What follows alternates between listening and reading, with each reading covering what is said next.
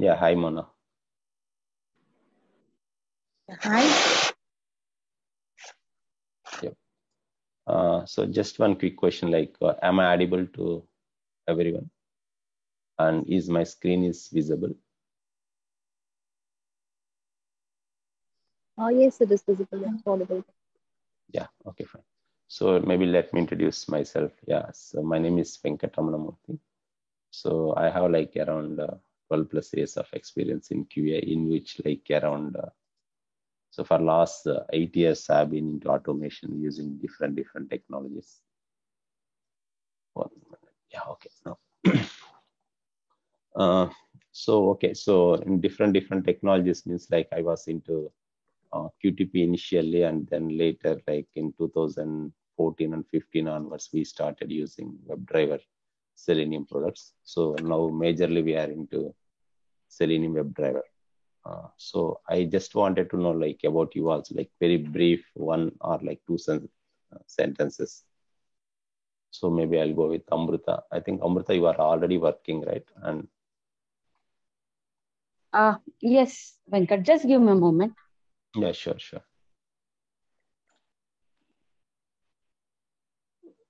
Yeah, maybe like we can go with Kritika. So Kritika, I think I already spoke to you. Yeah, you just took break and like you are trying to start your career back again, right? Yes. Actually, I don't have hands-on on automation. Mm-hmm. I've had 6 years of experience into manual mainframe testing, that stuff.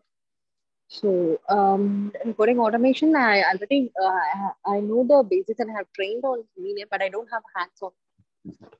So I just thought I can get some inputs on this.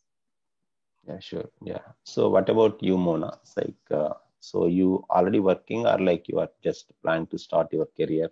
So I think when I was talking to you, you said like you already know the basics, all these things. Yeah. Hi. Hello. Yeah, yes, Mona, you Yeah. are. Like previously, it's been like year back. I had completed my course, as well as like previously I worked with manual testing in public organization, like one of the Modi project. I have worked with that Okay. with manual only and API also. Oh, APIs. Later, like due to with my kid, I'm unable to do. So Okay. I took a break. Yeah, that's fine. Yeah. I think Swati, I think I spoke to you. I think it's been quite long time for you. I think you stopped your career and again you are planning to start it, right? Yeah. It's been And a long break, and I was a manual tester, so I'm planning to start from automation. I think it's same thing with Minnie also, I guess. Yeah, I spoke to her like she was also, it's been quite long time for her. And then now she's trying to start her career. Yeah, that's fine. Like, so this demo basically is for like, I have planned it for only people who have some knowledge on all the technologies like Java, Selenium, and how to do in the real time. So I'm not going to tell like the basics, all these things. Here, just we are going to see the process, how to implement like your automation end to end. Okay, so if you are not aware of this technology, just listen what I'm trying to say, and later we can discuss it. Okay, so coming to this automation point of view, so just to maybe let's move to next slide and then I can start it. Okay, so if you see here, like these are the preconditions to start or prerequisites to start your automation. So I think most of you already know about manual testing. How to do manual testing basically is the process and procedures basically, and try to understanding the functionality of the application. If you are very well of functionality, you can do testing. It could be a manual testing or it could be automation testing. It doesn't matter. First thing is you should know your application well, or like you should know your functionality, how it is behaving. Okay. So manual testing, I'm not going to explain like what it is. I think most of you are already like working or worked on manual testing. So coming to technologies. So these are the technologies that we are looking for to start automation. Okay, so here if you see like one of the language is required to start any automation. But when it comes to like some third party tools, they don't need any language knowledge. But when it comes to open source tools like Selenium or like Protractor, something like that, if you are trying to look for those tools, definitely you need to have one of the language knowledge. So it could be Java or Python, C++, Ruby or JavaScript, definitely. So, but in our course or like in our sessions, we are going to see only Java, not like any other languages. So in the market also, currently, if you take like 100%, in which 60 to 70% clients are looking for with Java. So why? Because what is the reason, and that we'll discuss later. Okay. So when it comes to like for competitor for Java, now Python is the competitor for Java. Nowadays, like if you see, so if it is 60% of Java, around like 25 to 30% is with Python. People are asking for Python. So there are some reasons behind that. Okay. For remaining like C++, Ruby and JavaScript, JavaScript also has more demand in terms of developing, But when it comes to automation, yeah, it has very less scope. Okay, but majorly like if you see in the market, like Java and Python are the most powerful languages, and then most people are looking for. Okay, so just I'm assuming that like you people are already aware of the Java or like any of the languages.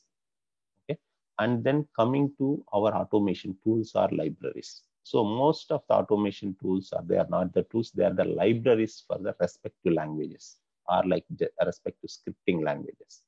So if we take Selenium, Selenium is not a tool, it's just a library, or it's just a API of one of the Java files. And the Cypress also likes one of the libraries of TypeScript. The same way Protractor also. And Tosca is the some other tool which we don't need to learn any language. So this one, yeah, we are not going to discuss anything, but we are going to more focus on Selenium. But Selenium supports for all type of languages. It could be Java, Python, Ruby, or C++ or JavaScript. But in our sessions, we are going to see the combination of Java plus Selenium. Okay, so already I think you are thought like why we are using Java with combination of Selenium. Already I think you are aware of it. So, and when it comes to like test execution framework, these two are like Java and Selenium, these two are used for writing your code or writing your scripts. For execution, again, we have to use one more framework called either TestNG or JUnit. These two support for Java, TestNG and JUnit. Not only for Java, it will be support for TypeScript as well. When it comes to Python, we have another framework tool that is called the PyTest. So when you are learning based out of language, you have to choose the other tools, like whether it is if you are going for JavaScript, definitely you can choose for either Cypress, Protractor, or Selenium. Something like based out of your language, you have to choose the respective tools or libraries to continue on your automation.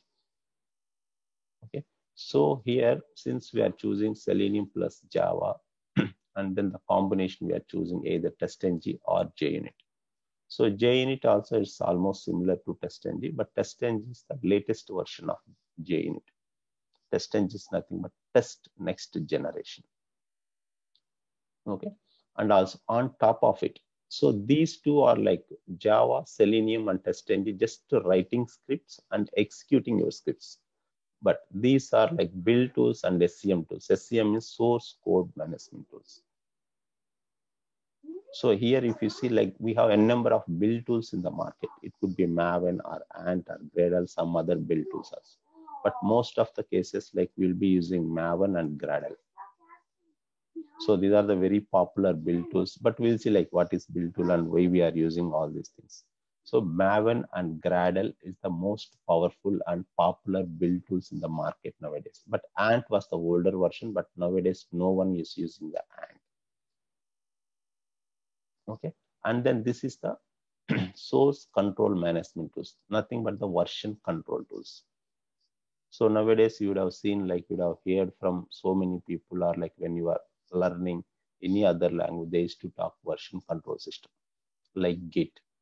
It is the most popular version control systems. Not only Git, there are a number of version control systems in the market.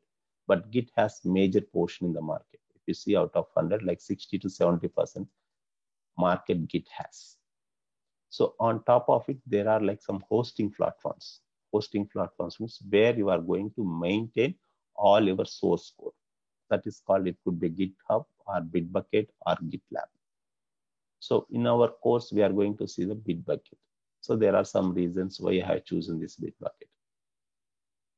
Okay. So I'm coming to another one, CI/CD. That means continuous integration and continuous delivery.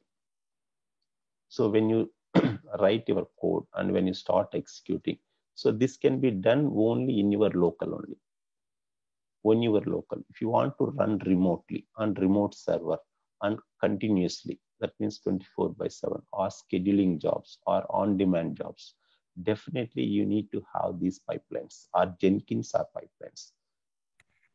Venkat, these pipelines are nothing but Azure related pipelines, right? Sorry, Amrita.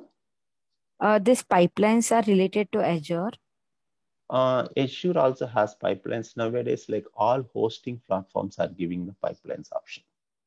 So whatever you said, that is true. That is part of Azure.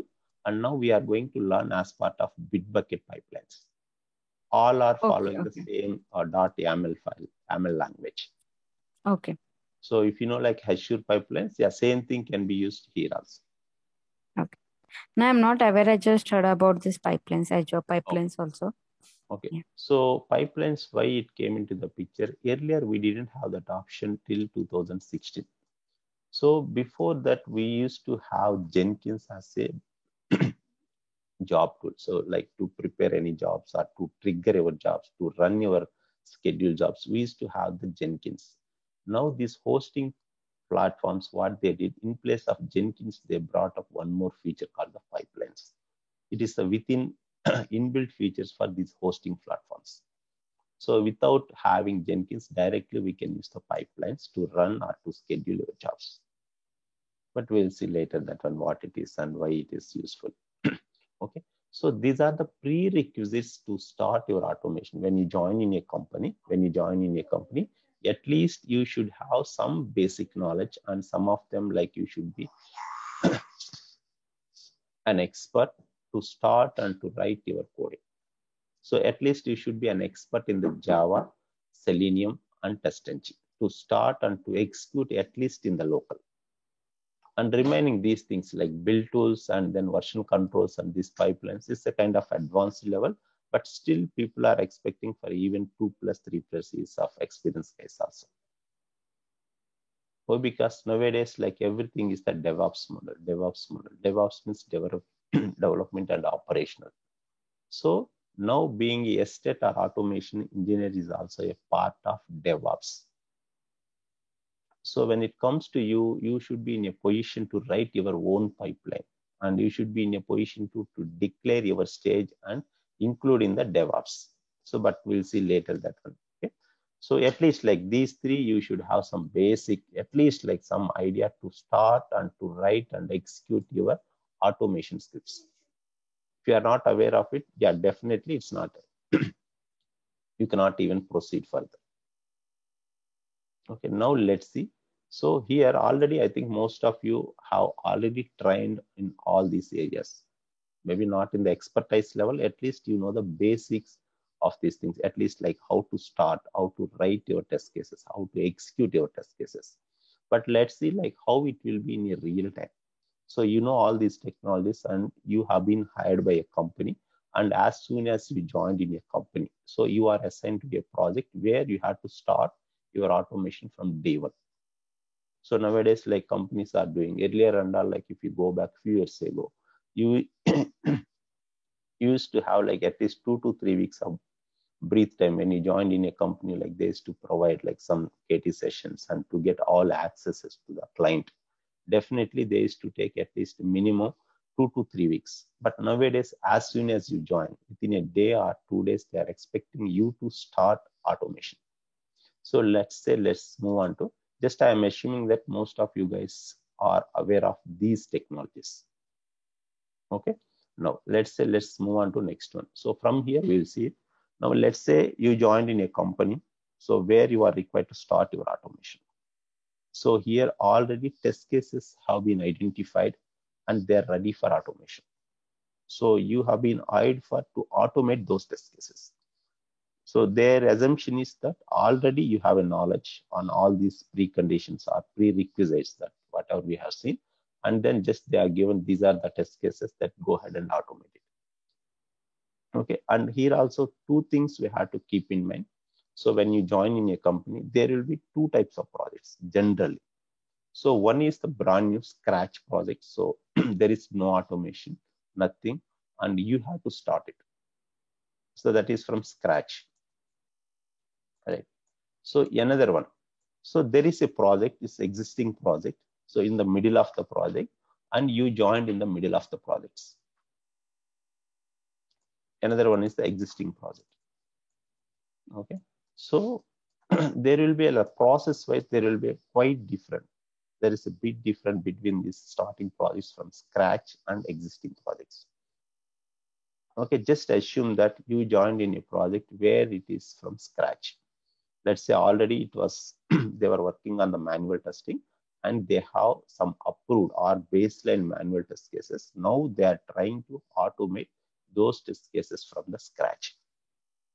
We will see this one also later, but we'll just try to see from scratch when you start from scratch. So there are some bunch of test cases and then you are joined and then you are asked to automate.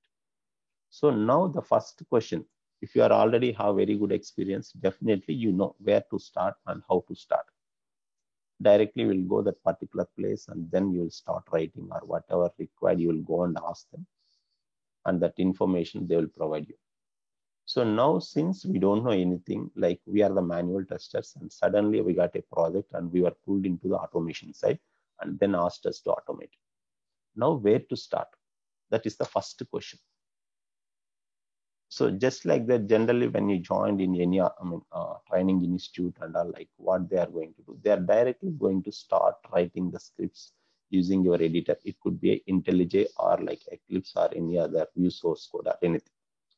So, but before starting our code, we should know something in the real time what is happening. There should be some process we have to follow. Just like that, we cannot go and open any editor and start writing it. Okay. So generally, maybe I think most of you have already worked on manual testing. Just I have a few questions. So generally, like when you are like, let's say like requirements are ready. Okay, when requirements are baseline, when you are asked to write test cases, where are you going to write your test cases?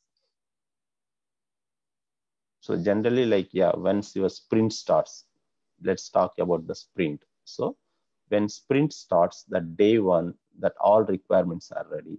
So you are assigned couple of requirements, and they will ask us to work on those requirements. So initially, what we are going to do, maybe anyone can answer. Yeah. Is it like we will try in Quality Center or Jira to write the test cases or run them and report whether they are pass or fail? Yeah, so that's how like that is called the test management tools. So earlier in back in days when we were not maintaining like QC or like Jira or Test Director or say any other tool, Rally or RTC, there are so many test management tools. When we didn't have this one, we used to maintain the SharePoints, right? SharePoints with Excel. Most of the, I think you would have seen it in back in like 2007, 8, 9, 10. During those days, we used to maintain SharePoints. There we used to have our project folder and then maintain one Excel and then create some test cases. So nowadays, like, yeah, most of the guys are using Jira or like RTC or Rally, some other management tools. Yet simply we'll go and identify the scenarios and then we'll go inside of it and we'll start writing it. So once after completed, so once environment is available, we'll just go and open those things by referring that one. We'll just open and run it and pass it or fail it, whatever it is. Now, the same way here, we are trying to automate them. So already manual test cases are available in the Jira or RTC or somewhere else in the test management tools or Excel sheets. Now we are trying to automate them. We are trying to automate them means in terms of coding. So to automate them, we have to write some coding. So in the same way, we are maintaining a repository for our manual test cases. Okay, for our manual test cases, we are maintaining a repository. So it could be anything. It could be a SharePoint, or it could be some test management tool. But in the same way, to maintain our source code or to maintain our code, whatever we are writing, so we need to have some repositories, right? We need to have some repository. So here, the version control system comes into the picture. Version control system comes into the picture. So I think you already aware of it, like what is version control system. See, I'm not going to talk about here now. So just I'm assuming that you know version control system. So version control system is, just now I talked, like it could be a Git or SVN or any other version control system. It's based on your company, your organization. We are not going to choose these things. So it will be decided by your company, your organization, your client side. Okay, let's say they are using one of the version control systems. So version control systems also, like there are two types in the sense, like direct the server side, and another one is the UI side. So nowadays, like most of the companies, 99% of the companies are using UI side. So this UI side is nothing but the hosting platforms. This is the place where we are going to maintain all our repositories. The same way in RTC or Jira, we are maintaining our test cases, all our artifacts, right? In the same way, we are going to maintain our code base in the hosting platforms. So nowadays in the market, we have more than 20 hosting platforms are there. 20 hosting platforms. Let me just move on to. Now just assume that there are test cases and we are going to automate, but we are not sure where to start our automation. That is our question. So to start automation, at least you need to have some knowledge on version control systems. Let's see. So I just have listed down what is Git, but here I am not going to explain this one, what is Git and what it does. Okay. So Git is the, like is a simply we can say it's a version control system, and it tracks the changes you make to the file, or whatever changes that you make. It could be a deletion, or it could be addition, or it could be updation, anything is going to track it. Okay. And also, like, it's allowing changes by multiple people to all be merged into one single source or one single file. Okay, there are some a lot of features, like when we are using the version control systems. Not only for Git, any version control system is providing all these things. And also, I'm not sure how many of you are aware of the distributed version control system. This is the most popular features these version control systems are providing. But we'll see later what is that, what is the advantage, because nowadays people are working from home. If you are already aware of this concept about Git, yeah, definitely you know like what is distributed version control system. Yeah, otherwise just, yeah, no need to worry. So to start your code, to start your automation code, so first at least you should know some basic idea of the version control system. If you are not aware of it, definitely you cannot even start your automation code, because this is the place where they are going to maintain all our code base or repositories. So as we discussed for manual testing, we are maintaining either what's SharePoint or test management tools.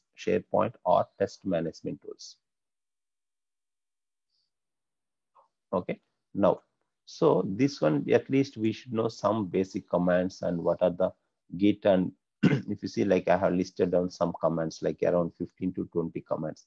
You have to be very familiar. To start with your source code. Okay, so this one, yeah, I'm not going to talk about, but just I'm trying to let you know, like these are the things we need it. So this is how we have to make the connection between all the tools. First thing is you should know the version control systems. On the version control system, like there are some hosting platforms. So if you see the next slide, so here are the most popular hosting platform system. What is the hosting platform system? So generally you will have a question, what is the hosting platform? You would have heard about like GitHub, GitLab or Bitbucket. I'm not sure how many of you heard about like GitHub or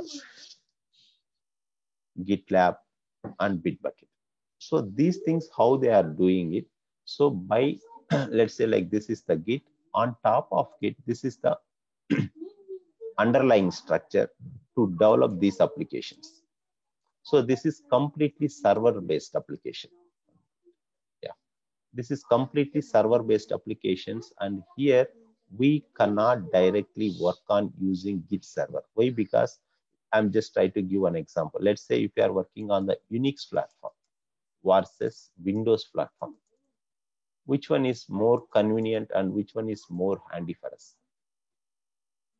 So Unix also, it has its own importance and it has its own advantage. But when it compares to these two platforms, definitely we are going to choose Windows. Why? Because this is more user friendly and it's more easy and more customization and it's more what we can say user experience. So to create a folder in the Unix, you have to remember some commands to create a folder or to create a file. Whereas in the Windows, you no need to do anything. Simply right click. It's a self-explanation. In the same way, when you are trying to do some actions on the Git server side, definitely it's not that easy. You have to remember each and every command to perform your action. Okay. To avoid all these things, these companies, these hosting platform companies, what they did, by using Git as their server, they have developed some UI applications. So that UI applications is very, very user friendly. Anyone can do anything without any problem. But we'll see later like how it looks like, all these things. Okay. So these are called like hosting platforms. So at least you should know some basic knowledge on one of the hosting platforms. It could be anything, whatever is the market available. It could be anything. At least you need to have some basic understanding of the hosting platform. So hosting platform, what it does, they were built based out of the Git. Git is the underlying structure. Using this server, they have developed their own hosting platforms. Even you can develop your own hosting application. Well, because most of the companies, they don't buy it because they are too costly, this one. So that's the reason what they do. Some product based companies, they used to develop their own hosting platforms. Okay. So now you need to have some basic knowledge on Git version control system, and then on top of these hosting platforms, you need to have some understanding. Now, what these hosting platforms does? What is the importance of these hosting platforms? What if you don't know, or if you don't have these hosting platforms, can we start your writing your code or not? Definitely not, because we need to have some repository. That can accommodate all your code. Okay. So now just assume that you know the basic understanding of the version control systems, what it is and how do we use it. And then on top of it, whatever your company following, like it could be any hosting platform system, you should be aware of it. Don't think like each one will have the different functionality. No. Let's say if you started using iPhone, you no need to learn about the Android phone or Samsung phone. If you know how to use the one phone, it's the similar features and similar uses and similar advantages you will find each and every phone, right? In the same way, if you know one hosting platform, how to use it, you can use other hosting platforms as well. You no need to learn specifically what is this and what is and all. So if you know one hosting platform, so similar options, it might be that features, that naming, let's say in iPhone, you might call. Here you might have something like that, calling, some option. Here video or something, here some will have some other option, but it does the same job. Okay. So here we no need to learn especially like each and everything. If you know one of them, all are the similar only. Maybe that look and feel might be different, and maybe that options that they are providing will be different. Otherwise, whatever job that they are doing, both or everything is the same only. Okay. coming to this one, next one. So here, once after you knowing this one, first thing is you should know what is the project and what is the repository and what is the branch. So here actually what is going to happen, if we take any company, there would be n number of projects are running. Let me change this color. If you take anything, one minute. Yeah. If you take any company, there would be n number of projects are running, not only one project. So there would be definitely n number of line of businesses. If you take, let's say, for example, Axis Bank in India. So they have their own line of businesses, right? One is the, let's say, if you take auto loans, one line of business. If you take like one home loans, one line of business. Or if you take credit card loans, one line of business.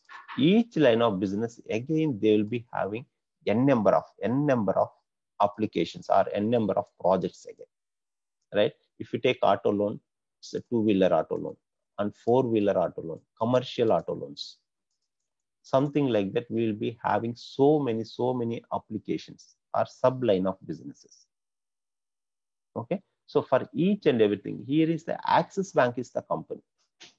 So in which we are going to have n number of projects based on their line of business, right? Based on their line of business, they will be having n number of line of businesses, in which again they are going to have different projects. So in the same way, when it comes to our hosting platform, here you'll see, like, just I have created, maybe I'm not sure you are aware of it or not. There is a workspace that is being created by your company, and then followed by, like, this is the project name, Selenium Automation, something is like that I created. So in the Selenium Automation project, you can have n number of repositories. These repositories represents each applications. Let's say, like, there is the auto loan. This is the one project, or so in which we will have n number of applications. So in the same line of business, definitely you will have n number of projects, and people are different projects teams are working. So here they are going to distinguish, or they are going to separate for each and every project. They are going to create one repository. Okay, let's say in auto loan, like, let's say two-wheeler is the one project inside of your line of business. So for this two-wheeler project, we have to maintain one code base. So that is nothing but the repository is here. But I'm not sure, like, how many are able to relate this one. Like, is it understandable, or like, is this confusing you guys?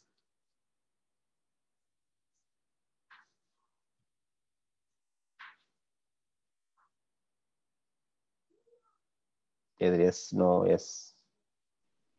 It's something new for me. I'm trying to understand. Okay. Yeah, what about people already working, like, yeah, Amruta, or like some Raghava? You guys are already Yeah, working. it's a bit relatable, but not complete. Okay, so basically, like, the conclusion from this one is, like, so you need to have your own repository to maintain your automation code. Not only automation code, it could be anything. It's a developers or automation engineers, there is no difference. Everyone do follow the same structure. So they have to create their project in which they are going to have the repositories. This project, we can say, is a line of business. Okay, so in which they can have n number of repositories. So these repositories, we can say, simply the projects inside of it. It could be a two-wheeler, and it could be a four-wheeler, it could be a commercial. So for each and every project, they are going to create one repository. So this is the repository that we are going to work on. So one project here can have 100 number of repositories, 100 numbers of repositories. So one of them belongs to you. So you are going to work on this repository. So you will be given access to only this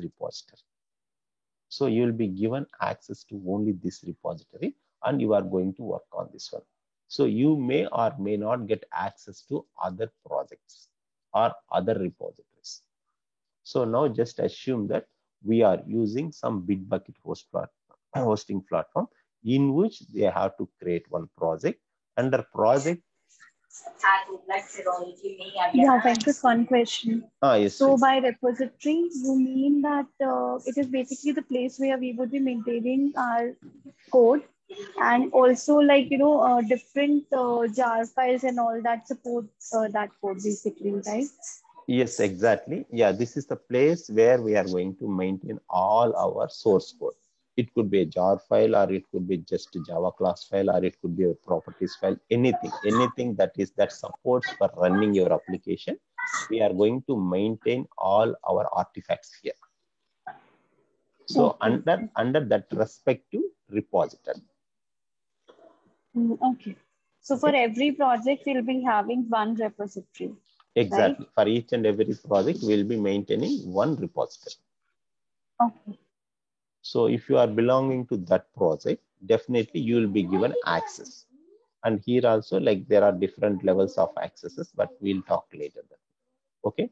Now, for each and every project, they will be maintaining one repository. Okay. So like that, you will have hundreds of repositories in this hosting platform. So just like if you see Qtest, I'm not sure how many of you are using. If you go to Qtest, or if you go to your Jira, or if you go to your Rally, so definitely we will be seeing a number of projects there. So in which you are going to choose your project. Under your project, you are going to see your user stories, right? In the same way here also, this is the hosting platform. There they are going to have a number of projects in which again they are going to have a number of repositories. So here, when it comes to projects, don't think that our direct projects. So we can relate to this one as the line of business. So like this, this is the auto line of business, and another project. This is the credit cards loan. This is one project. And when it comes to another one, this is the personal loans. This is another project. So in which inside, again, they are having a number of divisions, right? Auto, two-wheeler, four-wheeler, credit cards, business credit card, personal credit cards, or like commercial credit cards, personal loans also, whether it is housing loan or like some other loan, something like that, we will be having different. The same way here also, inside the project, we'll be having a number of repositories. So this one related to this one, and this one, this project talks about this one here. This is how they are going to differentiate in the hosting platforms. Okay. Now, once after project is created, so here again you have to keep in mind this creation of projects or creation of repositories. It's not our job. It's not our job. It's not our job in the sense it's not even developers, or it's not even estates job. Estates are automation engineers.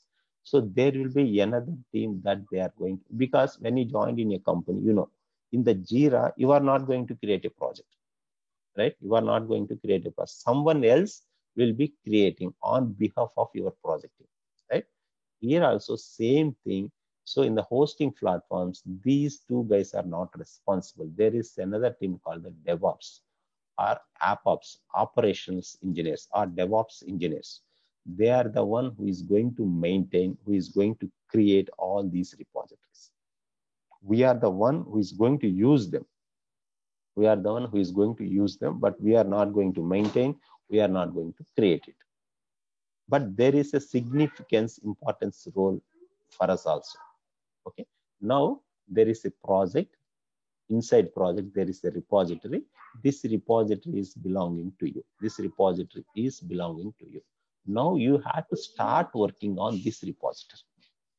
So here, just like that, once the repository is available, you cannot go ahead and work on it. Just like that, you cannot go ahead and work on it. So here again, the branching strategy will come into the picture. Definitely, you would have heard about so sometimes when you are talking with your developers, so when you ask them, did you deploy any new changes, or are you going to deploy? They would have said, hey, we are going to deploy master. Can you can you run regression scenarios? Or they would have told you like, hey, we are going to deploy our release branch. Can you just run few regression scenarios? Something like that they would have discussed with you. I'm not sure like how many of you are aware of this, terminology. So definitely, like when you are talking with developers, yeah, nowadays, like people are going to talk in terms of branches. Like, hey, we didn't deploy our master changes. Can you wait for some time? Or like we deployed master changes into so and so layer environments, or like our test environments. Can you start running few test cases or like few regression cases? Okay, so that branching strategy will come into the picture here once repository is being created. One repository is created, so we are going to maintain a branches. We are going to maintain a branches here.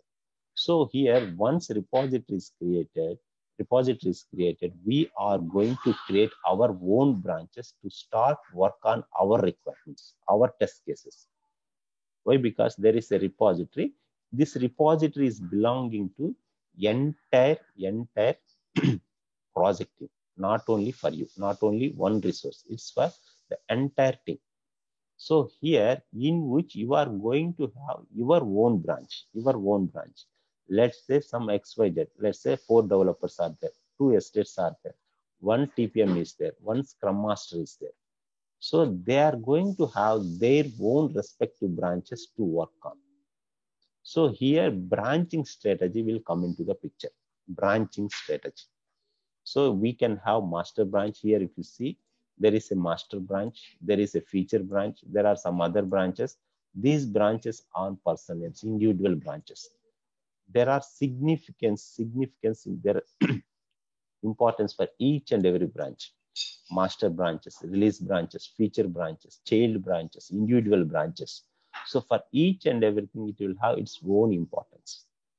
Okay, so now you know hosting platform and you know where is your repository, and you went there and you created your own repository. Now, are we ready to start our automation code? Or like even developers also, are they ready to start their coding? Definitely not. Now there is another process that we have to follow. So this one again, like we should know like lot of rules and lot of process to create and to follow the standards and to compliance with your company guidelines. Again, like there are a number of rules we have to follow. Just like that, we cannot create the branches. So there are some rules you have to follow it definitely. Otherwise, definitely you will be caught in the audits if you don't follow the rules or if you don't follow the guidelines that your company gives you. Okay, or like whoever is going to create these repositories, they will set some rules or guidelines. You have to follow 100%. Otherwise, you will end up with having some audit, negative points in your audit. I think most of you guys, generally we used to have SQA audits in our testing projects in any company. Definitely, if they are following CMM level 5, definitely they used to follow these audits. Okay, so to avoid like in audits, what they are going to rank you your project. Some based out of 100 points, they are going to give some points. So if these points went down because of like if you don't follow the rules or if you don't maintain the standards, definitely your project will be in the what we can say, there's something escalation mode or like something will happen. So to avoid all these things, definitely we have to follow some guidelines. Okay, so once after creating your branches here, are we ready to start working? So definitely not. Again, we have to do something. So this is somewhere else in the client hosting side. So these applications, these are the applications. Here directly we cannot code because here we don't have any provision to write your code. So this is the repository that we are maintaining our code. So, but we have to start working somewhere, right? So here, again, what we have to do, we have to follow some process to take this entire repository into your mission, wherever you are going to work. Okay, now there is a process that we have to follow. So maybe it might be new or like, I'm not sure how many of you are already like aware of these sessions. Okay, not session, like, yeah, maybe this Git and cloning, this concept. So generally what happens here, generally, So this is the repository. So this is somewhere else in the Bitbucket. This project is in the Bitbucket. Now you have to start working on these repositories. Okay, start working on these repositories. Okay, so when you start working, you cannot directly work in your remote repository. That is for sure. Now what we have to do? We have to take this entire repository into your local machine. Local machine is, it could be a C drive, D drive, or A drive, or whatever it is. So then you have to start working it. So now what did you do? You simply cloned or took your repository into your local repository or local machines and then start working on it. So as soon as we cloned and we took it into the local repository, are we ready to start? Definitely not. Again, there is a process we have to follow. Why? Because here, if you see, this is the brand new project. So we don't have any automation inbuilt, or like we are going to start from the scratch. We are going to start from the scratch. Now you have only your repositories are ready. Your repositories are ready to start your automation code. Okay, to start into your automation code. Now you just did it. You created your branch and you took that whole thing into your local repositories to start writing your automation code. Okay, now what next? 1 minute, we are here. So this is how it happens. So when generally what happens when you clone it, directly whatever repository that we have created in the remote, that means hosting platform, directly you are going to take into your local system. This is your local system. Now it's in the C drive, local C drive. Now you are going to start your working. So as soon as we clone into your local, are we going to start your working? No, definitely not. Again, here we need to have some editors to start or to write your code. It could be Eclipse. Already you would have known it. Eclipse or IntelliJ or any source code, something like. There are n number of tools are available in the market. Whatever tool your company is using, you have to start using it. Okay, yeah, 1 minute.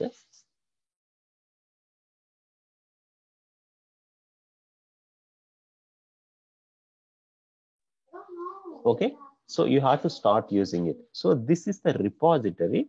So directly here we cannot work. Why? Because it's not that much comfortable you to start writing code only on empty folders, right? Empty folders, you cannot directly start working on it. Because here if you are writing Java, it will not identify whether this is the class or this is the function or this is the interface or this is the something else, or it will not even correct it, or it will not even compile unless until you manually compile it. So for that we have to use some of the tools, like it could be Eclipse or it could be IntelliJ or it could be some other editors. Now we have to open this folder. We have to open this folder in somewhere else. Where it is, it could be IntelliJ or it could be Eclipse. So if you go here, next slide, we are opening same project here. So we are just browsing. There are some options like open file or new create file, all these things. Now this is the place where we are going to start writing our code. Now what did we do? We have created so many things in the remote side. Remote side means hosting platforms. So the same replica of that repository we just brought into our local repository. Okay, we just brought into our local machine. Now we have imported that particular repository into one of the editors. Opening in the editor, it could be Eclipse or IntelliJ. So this is the IntelliJ tool that we are using, or Eclipse or whatever it is. Now are we ready to start? Again, like there is a question. Now what did we do? We have just created our repository and branch, and we have taken it our local system, and then we opened into one of the editor tools. My repositories and branches are ready. What next? Can I start writing my code, or still is there anything that I have to do? Still is there anything that I have to do? Definitely you cannot start writing code. You need to have some build tools to start creating your project here, your module. Basically, I can say it's a module. So here, this is the repository. So as I mentioned, this is the repository not only for you. This is the repository for all your team members, So that means your developer's code also will be here. Okay, your developer's code also will be here. Your automation engineers code also will be. Your DevOps engineers, if there are anything, their code also is going to be here. Okay, and if your TPMs are there, their documents also going to be here. Your Scrum Master, any documents they are going to keep, it will be under here only. But we have to distinguish from them. So here again, there are n number of build tools will come into the picture. Build tools. Why? Because developers might be using different build tools. Automation engineers might be using different build tools. DevOps engineers are using different build tools. So here, anyhow, like when you are starting this project, initially itself, they would have like decided this is the build tools that we are going to use for our automation. Now, this is the time to integrate, or this is the time to start using the build tool. So this is the empty repository. We don't have anything here. We don't have anything. This is a skeleton. You don't even see anything inside of it. It's an empty folder. Now you have to create some modules. It could be Gradle, or it could be Ant, or it could be Maven. So now this is the time to start using Maven build tool. Okay, this is the time to start using Maven build tool. Okay, now, so how to use it? So to know that one, definitely you should know about the Maven. What is Maven? What it does? How to import? There are so many things to learn about Maven. Why? Because Maven is the one of the backbone forever. Because here itself we are going to create the module. This is the module that we are going to use for writing our scripting or testing our test cases. Okay, so Maven, again, like these are the topics that we should know. Like Maven lifecycle will be there, and then followed by there is a POM, project object model file, form file, and then like the structure is very, very important for us. So once that Maven model is created, there will be a structure would be created. So, and then followed by adding dependencies and plugins. That is, I think you already know it. I think most of you guys. So when they are using Maven, definitely they will be using something. And then there is a target folder. Definitely we should know what it is. And then followed by repositories. What are the repositories? So there are so many things that we should learn about the Maven here. So now let's say just you know the Maven. Now what are you going to do? Simply you are going to create the Maven project. So here just on file, if we click on it, there will be an options. Directly it will navigate us to create the Maven modules. So this is how we'll just create a modules. And here, while creating Maven modules, we have to specify something: group ID, artifact ID, and this version. This is the most important, and these things we are going to use again and again and again. Okay, that we'll see later. So just assume that we are creating one Maven module. Just we have created. So this is in the process of creation of Maven module. The next slide, if you see, this is what we already created it. So Maven module has been created. So here under one repository is there, right? Here, this is the repository, but I'm not sure whether this is visible to you or not. Let me maximize it. So if you see, this is the repository in which I have created my Maven module. So this is the project, or this is the module that I'm going to start working on it. Okay, now there is an importance for folder structure. So yeah, we should know about this folder structure, how it is going to work, but later we'll discuss this one. Just assume you have created a Maven module. That means from the skeleton, you have created a Maven module. Now, 1 minute, let me go here. So my Maven module is ready. What next? Can I start writing my code? Definitely not. Again, there is some other process we have to do it. Now there is a repository is there, and your branches are there, and that Maven module, whatever build tool that you are going to use, that you already integrated with your repository. Now what next? What next? Since this is the this project is from scratch, next on is that automation framework. automation framework will come into the picture. Now you have to integrate your automation framework with your project. Okay, so this is separate module. This is being maintained by separately. It's not as part of your project. We have to integrate. So generally what happens in a company, there would be sometimes what happens, there'll be separate framework team. There will be maintaining these frameworks. If not, if it is a small company, if it is the small size teams, definitely the project team has to maintain their frameworks. So in that case, we have to write our framework and we have to keep it in separately. Wherever it is needed, we have to integrate this framework into our project. Okay, so here there are few things to be considered. How to choose a framework, whether it is the TDD or BDD, in which again is the test data driven or not, or like it's the keyword driven or a hybrid approach. So it all depends on your project or your management and the team members, how they are going to use, what they are using it. Okay, and then followed by like what is our responsibility to implement framework. Let's say if it is the huge organization, definitely there is a separate teams to maintain the framework. If not, we have to create our framework and we have to integrate that framework with our projects. Okay, so next, what is our role in developing? So this and all, like, yeah, there would be a number of things. So once it is developed, like we have to keep maintaining that one, that will come into the picture.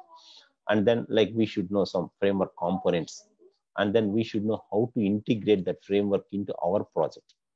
So since we just have created here, so this is empty, it doesn't have anything. You cannot write like whatever is the repeatedly or reused things. So you should have some framework to maintain some standards throughout the organization. Now we have to integrate. So here, if you know the framework, just assume that you know the framework, what framework you are going to integrate. So sometimes in a company, the framework teams might be using different frameworks. So you have to talk to them. You have to talk to them and you have to choose which one is the best suitable for you. And yeah, when you are talking to them, definitely they are going to explain, hey, this is your project, then go and use it this way, so that it will be very useful.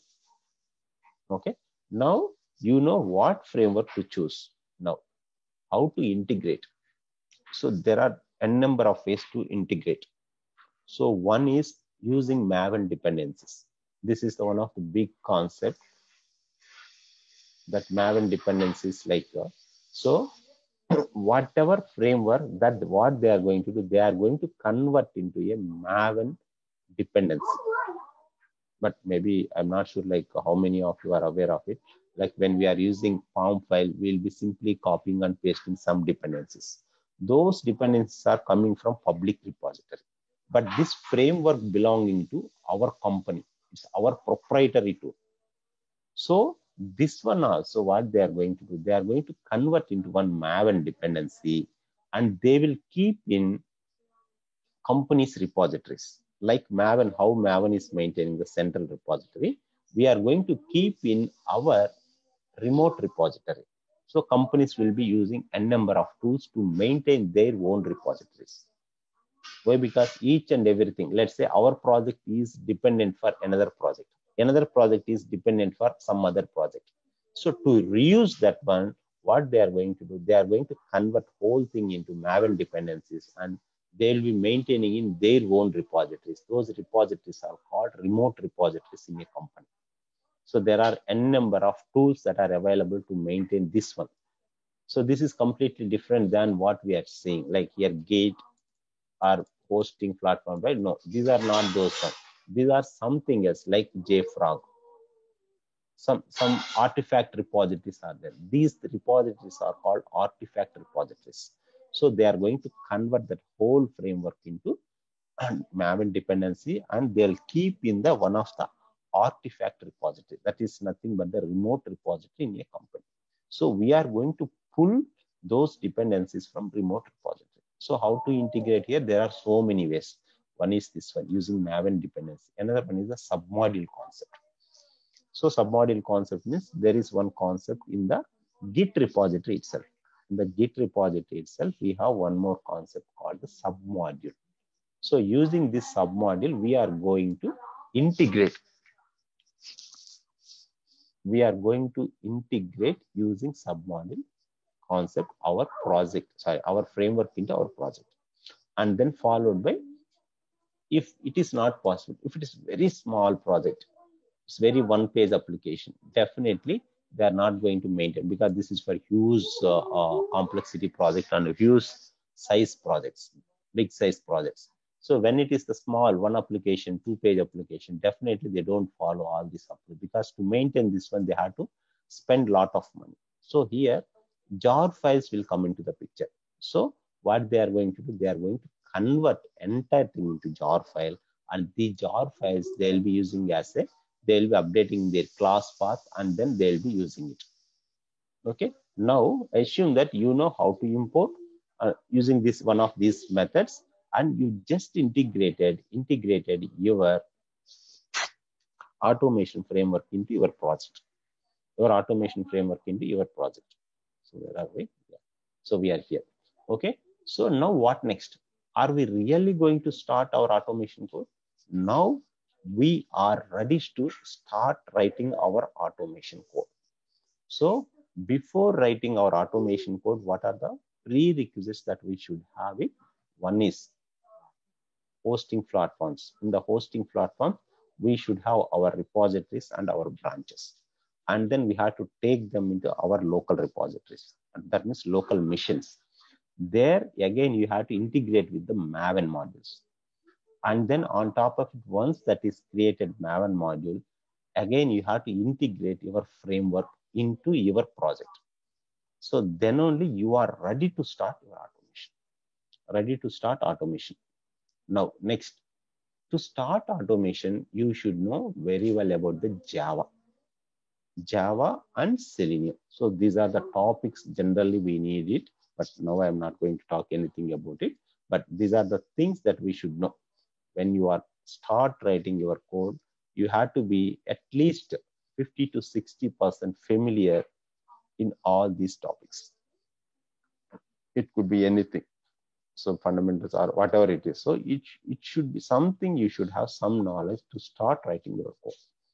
So it's the Java topics, and then followed by Selenium. There are so many things that we have in the Selenium also, but when you are familiar with these things, the Selenium is very, very easy. Okay, now just assume that you know Java, you know Selenium, this thing. Now this is the time to start your automation code.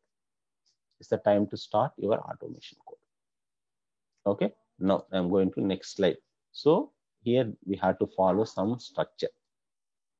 That, yeah, we'll discuss. This is some importance is there here. So we have to follow some structure.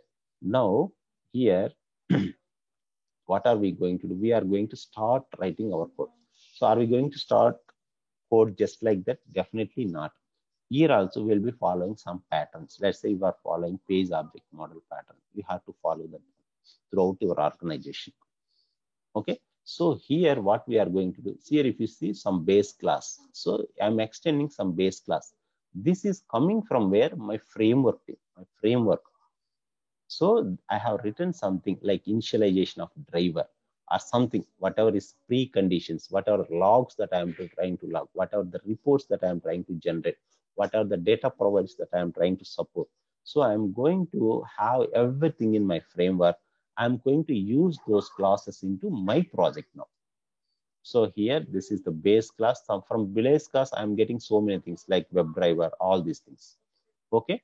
Using that, I'm going to write my code, whatever code, like using like whatever knowledge that you have. Now you are going to write some code. So now this is the scripting part only. When we are using page object model, what you will be doing, let's say if you have 4 pages in your application, you are going to write 4 page files for each and every page. So like that, we are going to write, and whatever functions that are available here, you are going to convert them into your methods or functions. Now the scripting part is ready. That means you have written your functions based on your test cases. Okay. Now code is ready, but execution, can I start execution? You can start it, but before starting execution, we should know some other tool called the TestNG. Now we know how to write and we know where to start our coding. Now we have written some code. Now we have to test write that code whether it is working or not. Now we have to convert them into test cases and then start testing it or executing it. Now another thing is TestNG will come into the picture. So we should know about something about the TestNG, what it is, what it does, what are the options are available, everything we should know. Okay, so this is the tool that we are, it's not basically a tool, it's a library that we are going to use, across your execution. Now, just you know the TestNG framework or TestNG library, how to use it. Now you can go ahead and start. My test cases are ready. So you have written some test cases using something so and so. So here also I am extending something like web page. This is coming from my framework. Okay, so so here now my test cases are ready. So can I start running my test cases? Yes, but before running your test cases, we need to follow some other process also. Okay, what is that? Now you have to create some XML files, TestNG XML files. Okay, so the TestNG XML files are looking like this. So, but this is a very, very basic, but you are going to maintain this XML in such a way that to control all your execution flow. It's very, very basic, but when it comes to real time, you will be seeing so many parameters, so many listeners, so many groups, or so many things will be seeing one XML file. Okay, now your XML file is ready. So here what is ready? Everything is ready. Everything in the sense, from the beginning you have your repositories ready, and then you took to your local machine, and then from there you started writing your code, and then your test cases, you constructed test cases. Now you have TestNG XML to run your test cases. Now, yes, am I ready to run my test cases? Yes, happily you can start running your test cases. Okay, so you are running. So I just put the TestNG report, but TestNG report we are not going to use it generally. It could be either extend report or report portal report. So there are multiple reports that companies are maintaining nowadays. Okay, so now as soon as you run, definitely it could be extend report, or it could be a report portal report, or it could be TestNG report. One report will be generated. So where we are running so far, this is in our local C drive only we are running, in our local system. In our local system we are running. Now report has been generated. So we have run our scripts, our report has been generated. Now are we done? Are we done or not? Now let's see, my code is done, test cases execution is done, and generated reports. Am I done with my job? No, definitely not. Why? Because everything, whatever you have done, it is in your local only. Because you have written some XYZ code. Nobody knows what you have written. But you are assuming that your code, whatever code that you have written, is working. Whatever code that you are written, you are assuming that it is working. Nobody knows what you have written, whether you are following the standards or not. Right? Now, again, back to hosting platform Bitbucket. Now, whatever code you have written, whatever thing you have done, again, everything should go back to your remote repositories. That is the place where everyone can access and see what you have written. So now everything is in your local only. This is in your local machine. This code, whatever you have written, so many folders, so many things you have created, all these things, everything should go back to remote repository. That means where you have created your branches, everything should go back to your branches. Okay. Now this is available. It's available to each and every person. So here there is a concept called, again, reviews will be happening. So whatever code that you have written, it is working in your local. It doesn't mean that it is approved code. No. Someone has to review your code whether you are following as per standards or not. So, but here directly I have captured this one, but there is a lot of process in between. So you had to like push to your remote branch, and then from there, from remote branch to wherever you have taken your branch, parent branch. Just generally what happens here, there is a concept, master branch, and then release branch, feature branch. So from here, we are going to take our branches. So this is some XYZ branch, mini branch. So she is working on here. So she just has pushed our changes to mini remote branch. So this entire branch has taken to her local. She is working here. So finally, what she has done, once after completing her job in local mission, she pushed back her changes to her remote repository. Okay. Now these changes are available in the her remote repository, but this has taken from one of the parent branch. This is the feature branch. So these branches, these changes should come from here to here. So in this process, we are going to raise the pull request or merge request. So this is the place where everyone will involve and review your code, whether you are doing the right things or not. That process is called the pull request. That process is called the pull or merge request. Here they can give a number of comments, but you have to address each and every comment.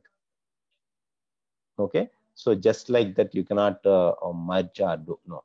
You have to get approval before merging. You have to get approval before merging. So then only it can be merged to this branch. Otherwise, it will not merge to this branch.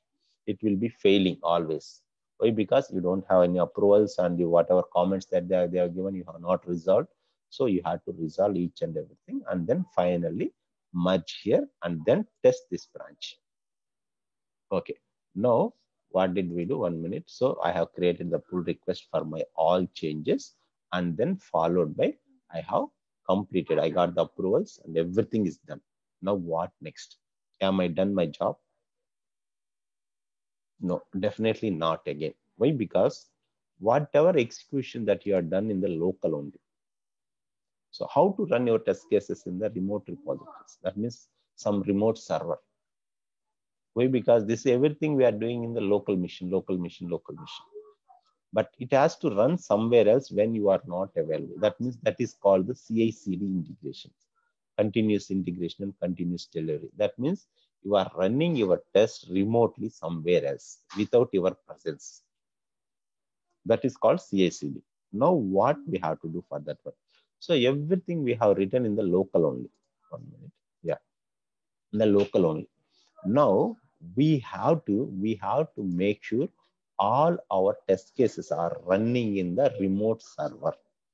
So for that, now we should know Maven very, very, very, very well. So there are a number of things we have to consider while using Maven. Maven is the one who is going to support to execute your test cases in the remote repository. So for that, we have to create some profiles, some plugins, something, whatever is needed. We are going to create something in the Maven POM file. Already we have discussed POM file. So in the POM file, we are going to create some profiles.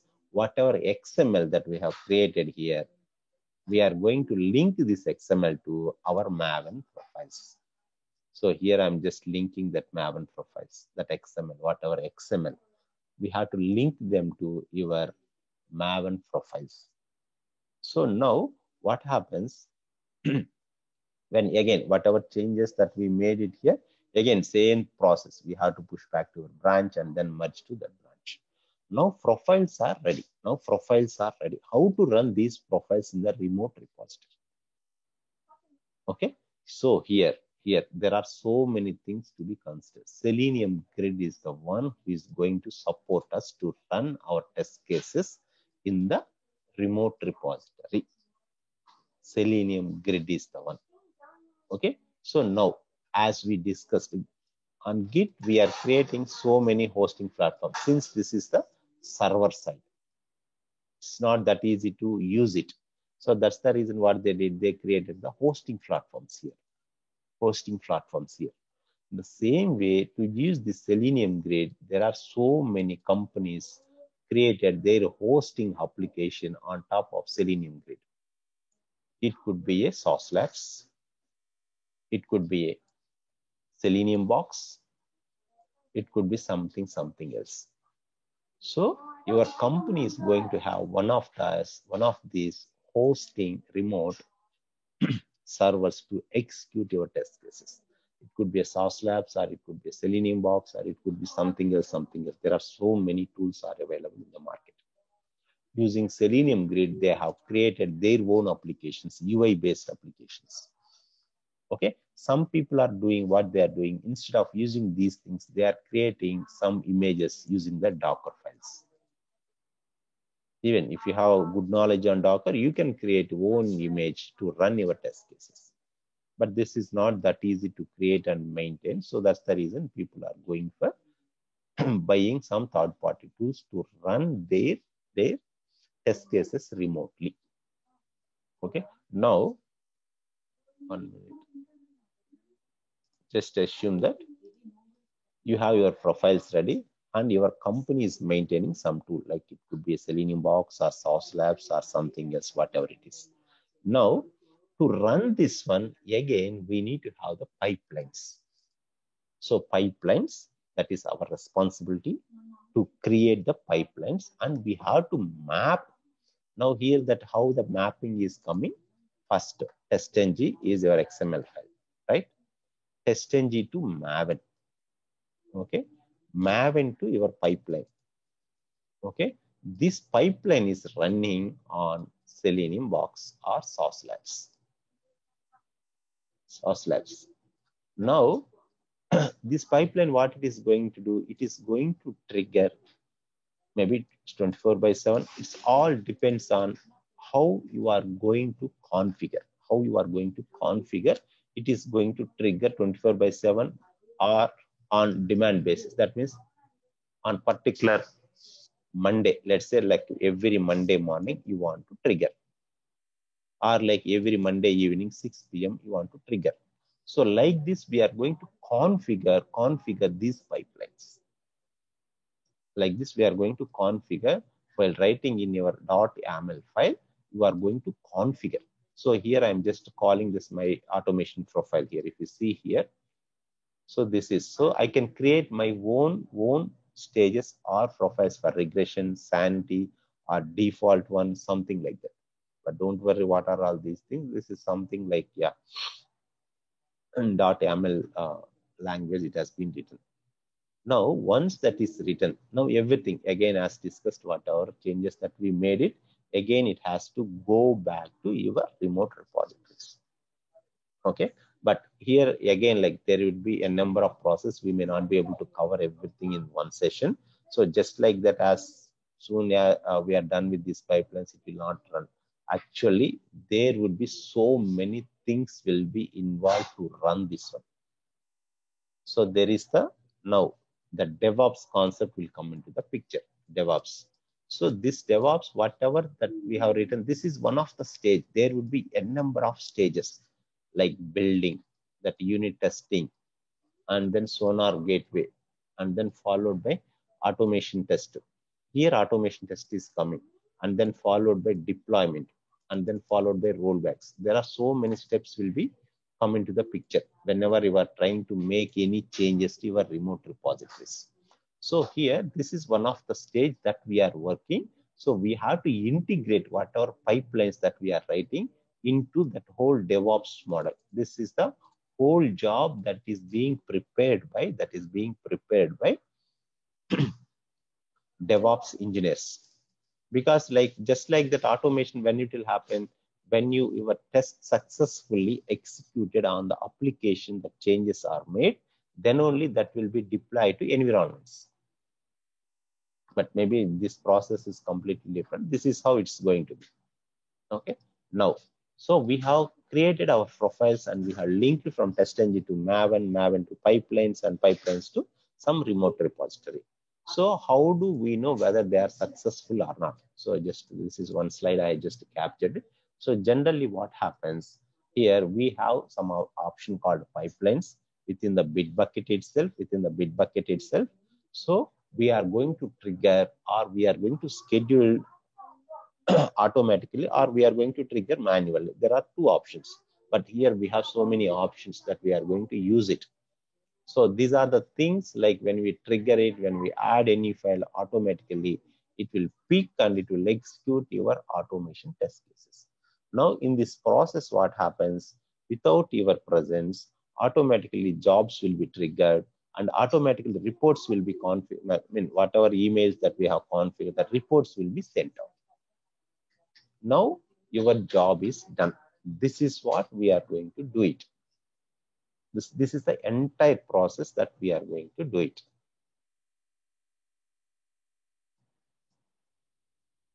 So in this process, like whatever tools that we have discussed in the beginning, so each and everything, it has its own importance. It has its own importance.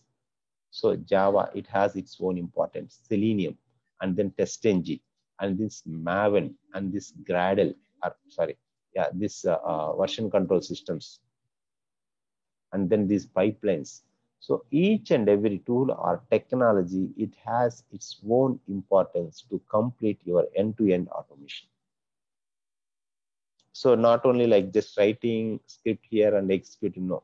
This part is very, very important. That's what like people are calling automation. So if you are running in your local C drive, that is not the automated process, but just written and clicking manual button. So that is not the automated process. So that has to trigger by itself, whatever time that you have specified, it has to run by itself. It has to trigger the reports itself to the respective team members. That is called the end-to-end automation flow. Okay, that is called the end-to-end automation flow.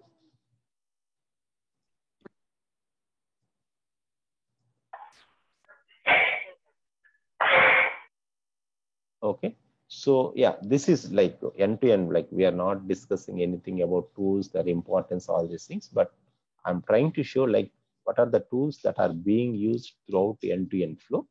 So maybe like if you have any questions, yeah, you can just ask now.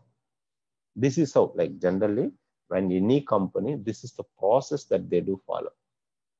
But generally what we do, like we learn this part, Selenium part, and then executing, we'll forget about remaining parts. This part or this part or this part. We'll just learn basics and this one. We'll forget about some other things. No, that's not the case. So each one has its own importance in automation process.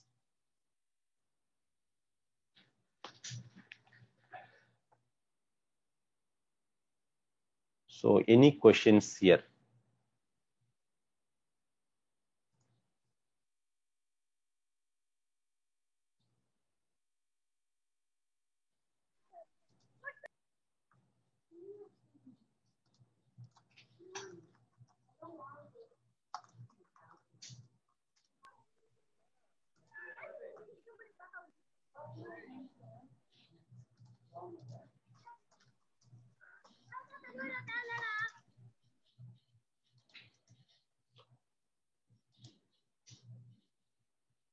Yeah, do you have any questions here? Like, yeah, maybe if you are not aware of these tools and technologies, definitely it's going to be something new.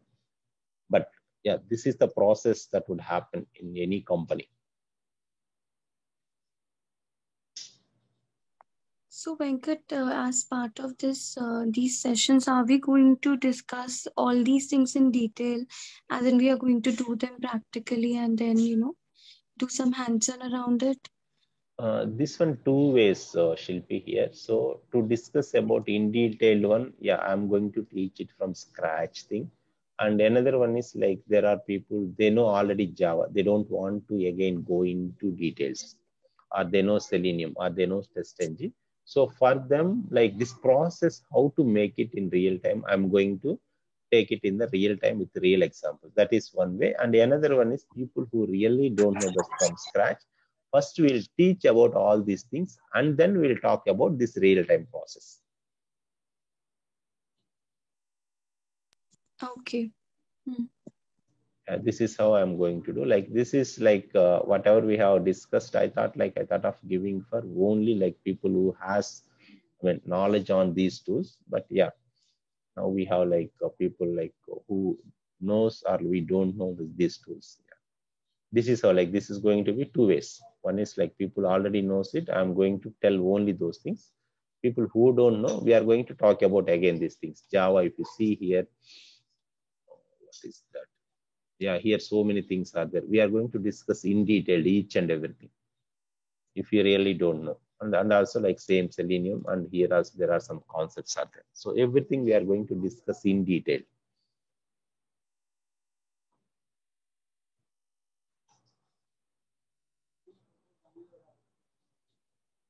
Yeah, any other questions or anything?